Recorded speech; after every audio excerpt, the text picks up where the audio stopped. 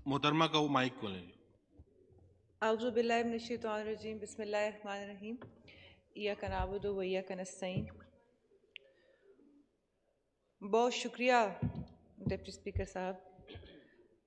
आइन की और हाउस की बात हो रही है तो मैं कहना चाहती हूँ, फिर अपनी तकरीर की तरफ आती हूँ कि टिब्बा टोया एक बराबर, गड्ढिया बोया एक बराबर, राती अखते बद्दल बरसे, रोया चोया एक बराबर, कसमें सुन के नींदर उड़ गई, सुत्ता मोया एक बराबर, ते माड़े घर नूं बूहा कादा, माड़े घर नूं बूहा कादा, खुला ढोया एक बराबर। ये वो माड़ा घर है जनाब स्पीकर, जिसके खुलने से, जिसके बंद होने से, जिसके दरवाज़ों से, जिसकी दीवारों से, जिसमें बैठे हुए मेंबरान से और उनकी बातों से आज वो दौर है कि कहीं पे किसी बात पे कोई फ़र्क नहीं पड़ता। बड़ी अच्छी बात कही प्राइम मिनिस्टर साहब ने और बड़ी अच्छी डिबेट यहाँ पे हाउस में शुरू की गई, लेकिन जनाब स्पीकर हम अदलिया को, इस्टेब्लिशमेंट को, बाकी इदारों को, इलेक्शन कमीशन समेत जब तनकीद का निशाना बनाते हैं, हम पहले ये क्यों भूल जाते हैं कि इनको सर के ऊपर चढ़ के नाचने की इजाज़त भी इसी पार्लियामान ने दी है। जब आज भी जिसी सवाल का जवाब पूछा जाए तो सब जब 18वीं तरमीम की गई थी तो उसकी अच्छाइयाँ और बुराइयाँ गिनवाते हैं, तो जहाँ पे वो फिट होती है वहाँ पे फिट कर देते हैं, जहाँ नहीं फिट होती तो कहते हैं 18वीं तरमीम की वजह से ऐसा हम जवाब देने से कासिर हैं। तो जब 19वीं तरमीम की गई थी, इसी ऐवान के ज़रिए वो 19वीं तरमीम हुई थी, और यहाँ की सारी जो बालादस्ती ऐवान की और इख्तियार अपने हाथों से उठाकर आपने दे दिया, आपको तब ख्याल नहीं आया कि आप क्या कर रहे हैं? यही अदलिया अगर आपके, मैं सबकी बात कर रही हूं जनाब स्पीकर, कि जब किसी के हक में फैसले होते हैं वक्त के तकाज़ों के हिसाब से, तो उस वक्त वो अच्छी होती है। यही इस्टेब्लिशमेंट जब मुदाखलत करती है आपकी अपनी इमा पे तो आपको पसंद आती है।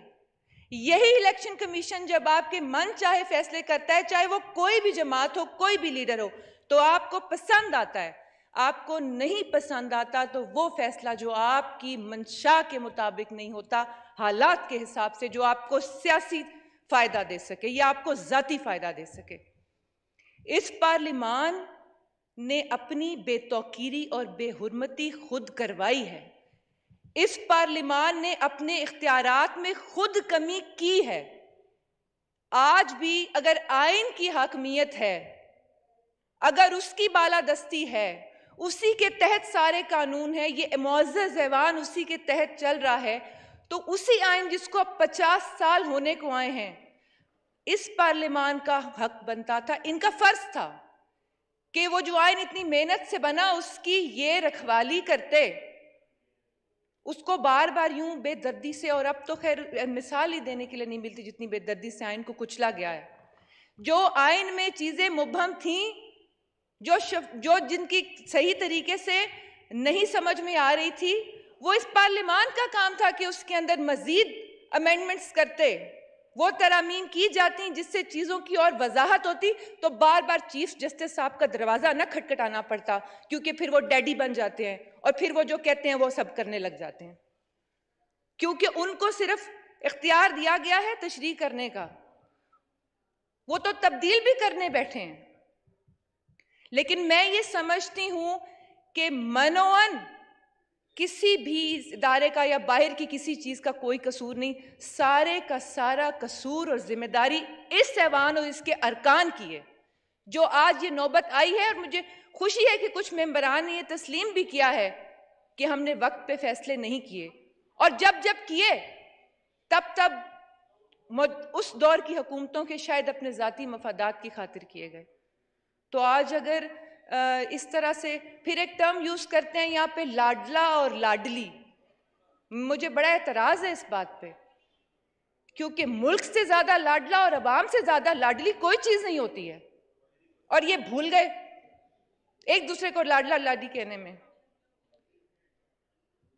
मैं जनाब स्पीकर कल यहाँ पे जो ज्वाइंट सेशन में हुआ वो आए माशाल्लाह, आतना तो सिर नाल वैंदियां उन्होंने भी कोई नहीं गई। वो जिस तरह हल्लड़बाजी उन्होंने की है और जिस तरह रोना रोए हैं उनके लीडर ऑफ अपोजिशन ने यहाँ पे खड़े होके, जो वो बातें कर रहे थे कि ये हो गया वो हो गया, खवातीन के बारे में बड़ी उन्होंने बात की। एक ही खातून है बुशरा बीबी, कोई और खातून नहीं है। वो 3 मुलाजमों के साथ घर अकेली थी, एक तो अकेली थी, वो भी 3 मुलाजिम भी थे। ये समझ नहीं आई मुझे। 3 मुलाजमों के साथ घर अकेली थी बेचारी बुशरा बीबी। तो बेचारी वजिया की बेटी भी घर अकेली थी जो शादीशुदा भी नहीं है। बेचारी नुसरत पठान भी थी। हम तो अल्लाह माफ करे, हम क्यों अपने आप को बेचारा भी कहें। मैं भी हूं जिनके घरों के रात को 2-2 बजे दरवाजे तोड़े गए। मरियम के साथ क्या किया, उसके बाद कराची मस्जिद नबी में आपके लोगों ने, मतलब में हमारे पास तो इतनी मिसालें हैं खवातीन के बारे में देने की। मरियम नवाज के बारे में आप खड़े होकर तकरीर में लीडर साहब क्या फरमा रहे हैं, मानी खेज जुमले कस रहे हैं उसके हस्बैंड का नाम लेके, और बुशरा बीबी ऊपर से उतरी हुई है। आपको ख्याल आ रहा है कि पुलिस ने ये कर दिया वो कर दिया, यहां तो आपके अपने एमएनएस ने किया, लॉजेस में आके दरवाजे तोड़े गए, जहां जहां हमारे घर थे उनके दरवाजे तोड़े गए। आपने अपने वर्करों को उकसाया और उनको कहा इनको, और बच्चों की बात करते हैं, कहते हैं कि तुम लोगों के बच्चों से कोई शादियां नहीं करेगा। शादियां तो हुई हैं अल्हम्दुलिल्लाह, हमारे 4-5 एमएनएस के बच्चों की बड़ी धूमधाम से हुई हैं। ये इस लेवल पे आके बात करते हैं, ये किस मुंह से बात करते हैं। फिर कहते हैं धरती माँ होती है, रियासत माँ के जैसी होती है। पूरा जुमला नहीं करते, बाप के जैसा बाजवा होता है, वो भूल जाते हैं। उस वक्त कहते, मैंने नहीं कहा, ये वो कहते हैं कि बाजवा साहब कौम के बाप हैं, वालिद हैं, और उन्हीं बाजवा साहब वालिद साहब के साथ इन्होंने वो सलूक किया, उससे भी बुरा जो रिटायरमेंट के बाद नाफरमान औलाद भी बाप के साथ नहीं करती। और ये वो नाफरमान ना हलफ औलाद निकली जो कहती है कि जनरल बाजवा ने अपने हलफ से गद्दारी की। वो भूल गए कि वो जब 2013 में बंदे इकट्ठे कर रहे थे, बिलखुसूस 2018 के इलेक्शंस में जब हुआ सारा कुछ, वो हलफ से गद्दारी नहीं थी। वही आपको सबसे अच्छे आर्मी चीफ लगते थे, उन बेचारों ने क्या कसूर आपके साथ कर दिया नेकी करके। फिर उसके बाद आपने उनको एक्सटेंशन दी, फिर आपने उनको कौम का बाप बनाया। आपको नहीं 4.5 साल में नजर आया कि वो अपने हलफ से गद्दारी कर रहे हैं, क्योंकि वो आपको सपोर्ट कर रहे थे, आपकी हाँ में हाँ मिला रहे थे, आपके लिए सारी जिस तरह आपने फरमाया है, आप ये सब कुछ उन्होंने फरमाया, मेरा एक लफ्ज भी नहीं है इसमें, मैं सिर्फ दोहरा रही हूं। तो वो सब मीठा मीठा हप हप और कड़वा कड़वा थू थू, और अब जिस तरह आपने फौज को बदनाम कर दिया, उनके साथ भी वैसे ठीक ही हुआ, क्योंकि जिस बेदर्दी से इस मुल्क के साथ खेला जा रहा है जनाब स्पीकर, और ये आप जरा अंदाजा लगा लें इस ऐवान की हसासियत का, इनकी संजीदगी का, कि पूरा ऐवान खाली पड़ा है और बड़े इंपॉर्टेंट बातें हो रही हैं यहाँ पे। अमेंडमेंट्स जो एक कमरे में भी होंगी और पेपर यहाँ पे आ जाएगा आपके सामने, और वो तालियां शालियां डस्ट डस्ट बजा के वो पास भी हो जाएगा। मसला ये है स्पीकर साहब कि लोटों की बात इन्होंने की है, हम अभी भी सुनते हैं। ये आज भी एक मुअज़्ज़ज़ मेंबर फरमा रहे थे, कल भी लोटे लोटे लोटे लोटों की आवाज आ रही थी। मैंने इनसे पूछना है कि परवेज इलाही को हार पहनाते वक्त कहा था कि वेलकम लोटा साहब आप आ रहे हैं। शेख वकास को इसी तरह अभी पिछले दिनों जो ज्वाइन किया उसको भी कहा है बहुत बड़े लोटे खुश आमदेद। जमशेद दस्ती भी फिर वो कितना बड़ा लोटा होगा। ये जो पीटीआई में आ रहे हैं ड्राई क्लीनिंग मशीन से निकल के, ये वो भट्टी है जिसमें वो प्लास्टिक पिघल जाता है, लोटे की शेप तब्दील हो जाती है और वो गुलदान बन के बाहर निकल आता है, उसके अंदर फूल भी लगे होते हैं। नहीं, वो लोटे की शक्ल चेंज हो जाती है, वो रिसाइकल होते हैं, वो गुलदान बनते हैं, उसमें से फूल निकल रहे होते हैं और वो इनकी जमात में सारे फूल आ जाते हैं, ये गुलदस्ता बन जाता है।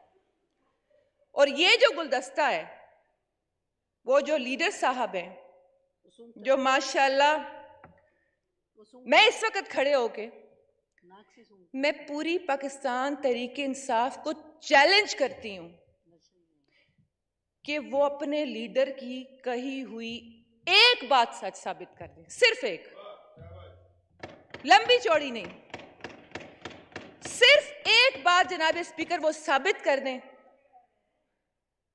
और दूसरी बात ये है कि ये कहते हैं ना, आज भी फरमा रहे थे कि खान साहब ने ये किया, आपने, इधर से भी यही होता है, आपने यूं कर दिया, मसला यही है ना कि आपने यूं किया और आपने यूं किया। मैं कहती हूँ खान साहब की सारी बातें ठीक, मिसाल के तौर पे वो जो कहते हैं, इल्जाम लगाते हैं लोगों पे, बाकी लोगों पे भी, एक मिनट के लिए मान लें कि वो दुरुस्त, लेकिन आपने जो किया वो भी साथ माने, तो फिर आप ये बताएं कि आप में और बाकियों में फर्क क्या रह गया? आप फिर हुसैनियत के झंडे पकड़ के क्यों चल रहे हैं? आप दीन को बीच में क्यों लेके आ जाते हैं? दीन इतनी कमजोर चीज नहीं होती कि उसको खतरा हो किसी से। जब भी कोई लीडर जब दीन की बात करते हैं ना, तो खतरा उनको खुद होता है, वो अपने आप को बचाने के लिए दीन की बात करते हैं। रियासत मदीना का तो लफ्ज भी इनके मुंह से अच्छा नहीं लगता। मेरा ख्याल है तो उनको लिखना भी नहीं आता होगा कि रियासत मदीना लिखते कैसे हैं, ये पता नहीं किस मुंह से बोलते हैं। दुरूद शरीफ पढ़ते हैं तो जबान कब कपाती है, तलफ्फुज दुरुस्त नहीं है इनका। मैं मजीद जातियात में नहीं जाना चाहती, लेकिन एक लीडर है ना, तो लीडर पब्लिक प्रॉपर्टी होता है, लीडर के बारे में इतनी बात तो की जा सकती है ना। जब लीडर खुद खड़े होकर जलसों में लोगों की माँ बहनों की बात करता है, उसके बारे में बात नहीं की जा सकती? ये किस किस्म का लीडर है जो सुबह को बात और करता है, शाम को बात और करता है? मैं फिर कह रही हूं कि सारी बातें ठीक, आपने क्या किया, तो फिर आपको और इसमें फर्क आप में क्या रह गया? आप बात आज कर रहे हैं जिस तरह से अदलिया की बात करते हैं, जो अल्फाज इस्तेमाल करते हैं, मैं तो बाकी बातें तो छोड़ देना, भी जलसों में खड़े होकर जो जुबान इस्तेमाल कर रहे हैं, जो वो लफ्ज इस्तेमाल करें, मैं यहाँ नहीं बोल सकती कि मुझे पता है आपने एक्सपंज कर देना, मैं नहीं बोलूंगी, लेकिन आपको पता है कि मैं क्या बोल रही हूँ। वो जिस तरह बात करे, फिर उकसाते हैं लोगों को, उकसाते हैं और फिर उकसाने के बाद फिर मासूम बन जाते हैं, फिर कहते हैं मैं अल्लाह के अलावा किसी से नहीं डरता, काला कपड़ा पहन के जाऊंगा अदालत में क्योंकि डरता हूं, मैं अल्लाह के अलावा किसी से नहीं डरता, मैंने जान अल्लाह को देनी है, सबूत भी अल्लाह को ही देने हैं। लोग हर मोड़ पे रुक रुक के संभलते क्यों हैं? इतना डरते हैं तो फिर घर से निकलते क्यों है? पीछे बाराती आगे बैंड बाजा, आए दूल्हे राजा।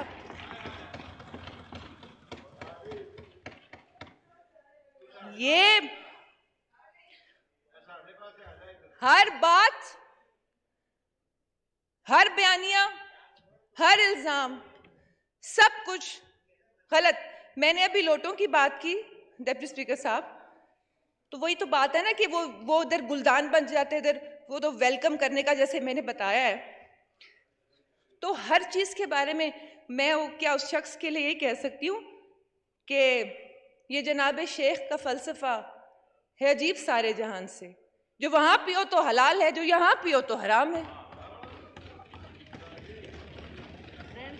ये रियासत मदीना के अलंबरदार ने हलाल और हराम की तमीज सिखाई है, जो अखलाकियात का दर्स देते हैं, और वो कहते हैं कि इस्लाम में अखलाकियात बड़ी बुनियादी चीज है। वो खुद सबसे बड़ा बद इखलाक इंसान है जिसको बात करने की तमीज नहीं है। उन्होंने अपने वर्क, मैं तैयार हूं ज़हनी तौर पे कि अब फिर जब ये स्पीच बाहर जानी है तो नीचे जो एक गालियों का सिलसिला शुरू होना है पीटीआई की तरफ से, वो भी एक काबिले दीदी चीजें होनी है क्योंकि हम तो 11 माह से ये बर्दाश्त कर रहे हैं और फिर इन्हें वो औरत याद आ जाती है। मेरी बेचारी बुशरा बीबी घर में अकेली थी 3 मुलाजमों के साथ, वो बेचारी थी। और मैं जनाब स्पीकर, ये जो कहते हैं अखलाकियात, कौन सा अच्छा दर्स इन्होंने अपने वर्करों को दिया है? पुलिस के आगे आके कहते हैं इनसे लड़ो, इनको मारो। और फौज का तो मैं समझती हूँ इलाज भी यही है, जो कहते हैं अब आपको फलान जगह से कॉल है तो आपने धमकी आगे से देनी है इनको कि हम आपके साथ ये करेंगे। ये इस तरह की बातें करते हैं। फिर ये कहते हैं कि मैं अपने टाइगर्स को ये कह रहा हूं। मैं टाइगर्स से पूछती हूं, अवाम बाशऊर है, अल्लाह ताला ने आपको हिम्मत भी दी है, हौसला भी दिया है, शऊर भी दिया है। ये कभी पूछें तो सही इमरान खान से कि 4.5 साल में आपको कितने यूथ के लोन मिल गए सिवाय उस्मान डार के हल्के के लोगों के? फिर जो बेनजीर इनकम सपोर्ट के साथ भोंडा मजाक किया गया, कितने लोगों को वो कर्जे और कितनी खवातीन को मिल गए? बाकी लंबे चौड़े प्रोजेक्ट्स में मैं तो जा ही नहीं रही। और तौबा तौबा तौबा, मैं रियल स्टेट्स का नाम नहीं लूंगी, बिल्कुल भी नहीं लूंगी। अनटचेबल्स हैं वहां पे, नैब का जिक्र करने ही बेकार है। क्योंकि मैंने कहा ना, हलाल और हराम की जो तमीज है, और जैसे लोटों की बात है, तो नैबज़दा अगर आपकी अपनी कैबिनेट हो तो आप, मैं तो इस इंसान के कॉन्फिडेंस की दाद देना चाहूंगी। मैंने अपनी जिंदगी में ऐसा इंसान नहीं देखा जो इतने कॉन्फिडेंस के साथ इतने झूठ बोलता हो, जिसकी बॉडी लैंग्वेज कमाल की हो कि बंदा अप्रिशिएट करने पे मजबूर हो जाए, खुद भी लगे कि ये सच कह रहा है। और इस जितना मजलूम इंसान कोई नहीं।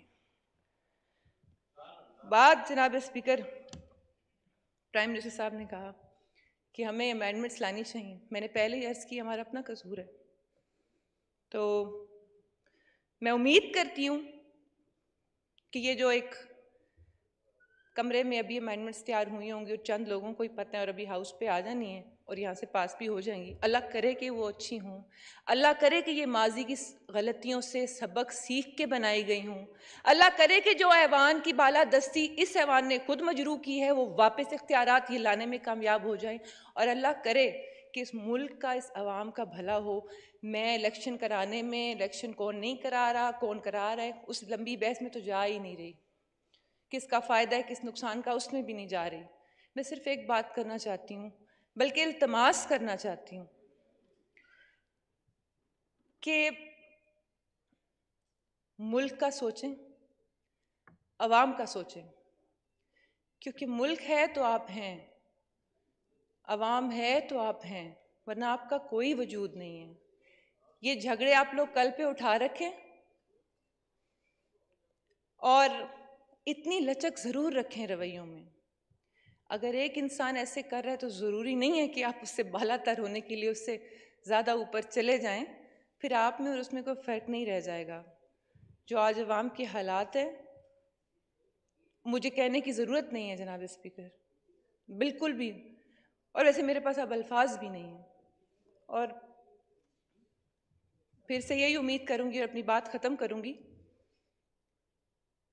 ये खूब क्या है, ये ज़िश्त क्या है, जहां की असली सरिश्त क्या है। ये खूब क्या है, ये ज़िश्त क्या है, जहां की असली सरिश्त क्या है। बड़ा मज़ा हो तमाम चेहरे अगर कोई बेनकाब कर दे, और वो कोई नहीं मिल रहा हमें। वो जो कोई है ना इन्वर्टेड कॉमास में, वो नहीं मिल रहा। बहुत शुक्रिया। मोहतरमा नाज बलोच साहिबा।